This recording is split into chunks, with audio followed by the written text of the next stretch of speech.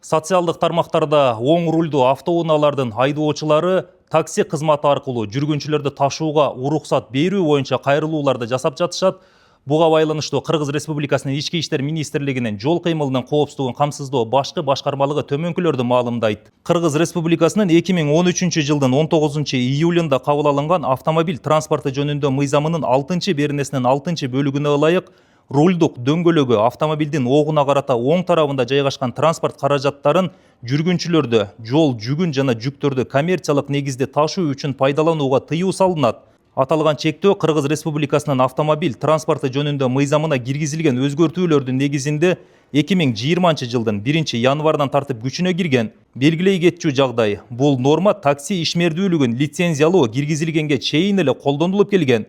Бул чечим жол кыймылынын коопсуздугун камсыздоо, жол транспорт кырсыктарынын санын азайтуу жана жүргүнчүлөрдү ташуунун коопсуздугун жогорулатуу максатында кабыл алынган.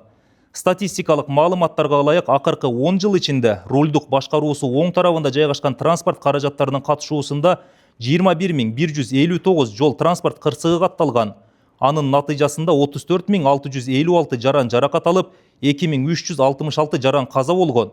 Бул кырсыктардын 60%-ы оң рульдуу автоунаалардын айдоочуларынын күнөөсү менен болгон. Жол кыймылынын коопсуздугун камсыздоо башкы башкармалыгы жарандарды Кыргыз Республикасынын мыйзамдарын жана жол эрежелерин так сактоого чакырып, оң рульдуу автоунааларга лицензия берилбей тургандыгын билдиребиз.